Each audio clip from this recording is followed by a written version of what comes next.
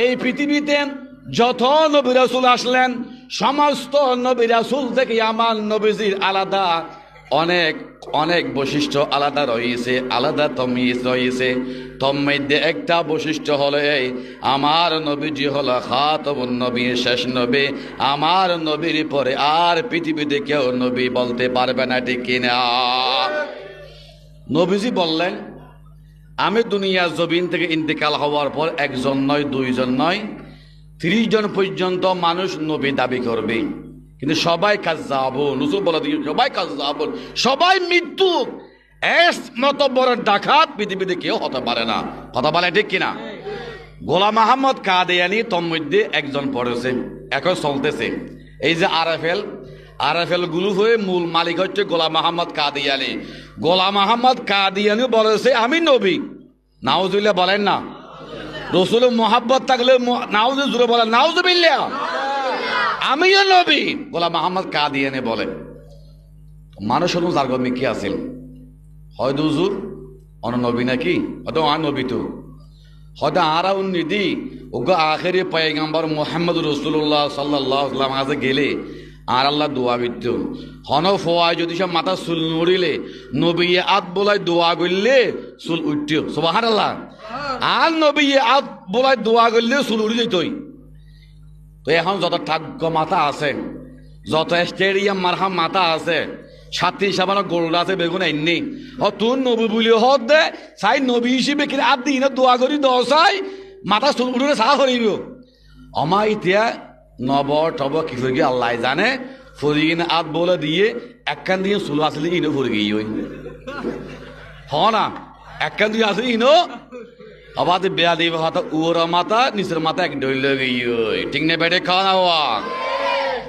আর নবী দোয়া করলে আদ দিলে চুল উড়ি যায় গই, আর এই বেয়া দফে আদ দিয়ে দোয়া করলে চুল ভরি যায় গই।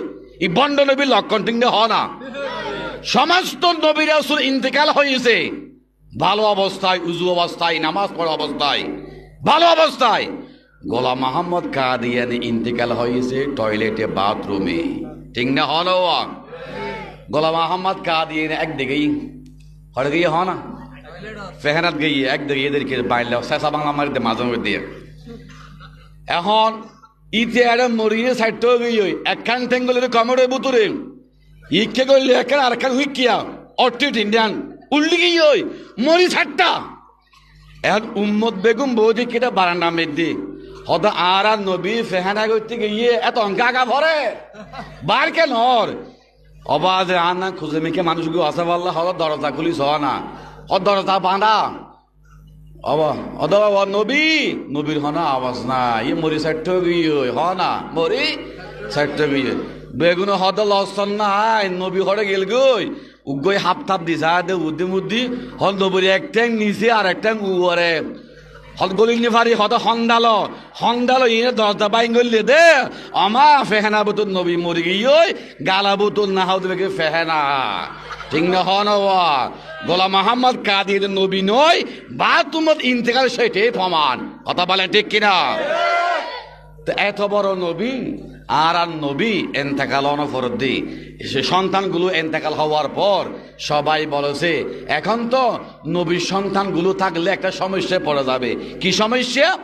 একটা সমস্যা, হয়তো কাসেম, হয়তো ইব্রাহিম, হয়তো আব্দুল্লাহ, এই 3 জন সন্তান থেকে যে কোনো একজন সন্তান দাবি করতে পারে আমার আব্বা নবী ছিল, আমিও নবী। নবী দাবি করার সম্ভাবনা আছে। এই জন্য আল্লাহ বলেন সম্ভাবনা খেতাফুর সোরাহালে আল্লাহ বেগুন নবী, ঠিক না? হন আল্লাহ দে নেতার ভুয়া নেতা হয়, ফিরের ভুয়া ফিরই, মোহতমর ভুয়া মোহতময়, যোগ্যতা লাগা না আছে না নাই? ফিরে ভুয়া ফিরই হত মুরিদ, দাখিল ফাস নয়, কামিল ফাস, মাস্টার ফাস, যোগ্যতা আছে, হনজ্ঞ মুরিদের খেলা আফল ন দে ইতার ভুয়া দিবিয়া আগে ফল নদুই ইবারে খেলা আফত দি ফেলে ফিরে ভুয়া ফিরই নবুতো নেতার ভুয়া নেতা হয়, ইয়ন নবীর ভুয়া হন নবীর দাবি করিব না। আল্লাহ তুমি এখানে বুঝুন মেয়েটা এসে দে সম্ভাবনা আছে দে, আল্লাহ হয়তো সম্ভাবনা কেতাব দরজা এইটাও বন্ধ করলাম ধরে হন সুবহানাল্লাহ। অর্থাৎ আমার নবী বিশ্বাস নবী, এর মধ্যে কোনো বেজাল থাকতে পারে না। চিৎকার দিয়ে বলুন সুবহানাল্লাহ। এক জবাব নবীর সন্তানগুলো কেন নিয়ে গেলে একটি জবাব আমরা পেলাম। আর একটা জবাব শুনেন। জবাব হলো এই, সারা বিশ্বের মুসলমানকে আল্লাহ পাক জানাইয়া দিলেন হায়াতের মালিক হচ্ছে আমার আল্লাহ। হায়াতের মালিক কে? জোর, হায়াতের মালিক কে? শাহাদ আঙ্গুল আসমান দিকে দেখান, উঁচু আওয়াজে বলতো হায়াতের মালিক কে? মাউতের মালিক কে? রিজিকের মালিক কে? সারা বিশ্বের মালিক কে? আল্লাহ আমাদের সব কিছু মালিক। চিৎকার দিয়ে বলেন সুবহানাল্লাহ। আল্লাহ পাক ডাক দিয়ে বলে, বান্দা, এই পৃথিবীতে এমন কিছু নাস্তিক থাকতে পারেন, এমন কিছু মুশরিক থাকতে পারে, মুশরিকরা মনে করে নবী হায়াত মওতের মালিক।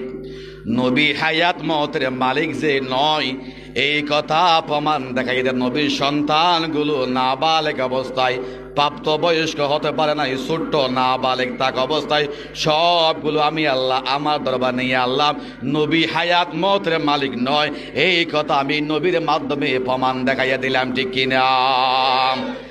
আমার দেশে এমন কিছু বন্ড ফিরেও আছে, এমন কিছু মানুষও আছে, আমার বাবা আমার পীর কেবলা দোয়া করলেন হায়াত বেড়ে যায়, বাঁচতে পারবেন, হায়াত মওতের মালিক অনেকে মনে করতে পারে। আল্লাহ বলেছেন না, আল্লাযী খালাকাল মাউতা ওয়াল হায়াতা লিয়াবলুয়াকুম আইয়ুকুম আহসানু আমালা ওয়া হুয়াল আজিজুল গফুর।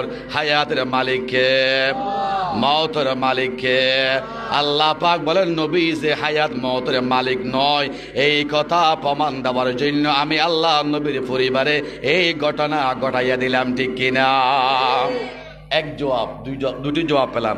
3 নম্বর একটা কথা আমরা বলতে পারি, এটা হলো এই, আমাদের দেশে অনেক মানুষ আছে বিয়ে করলো 10টা বছর 5টা বছর হয়ে গেল, অনেক দিন পর একজন সন্তান পেয়েছে, সন্তান দুনিয়া আসার আবার 1 মাস পর ইন্তেকাল হয়ে গেছে, আছে না নাই?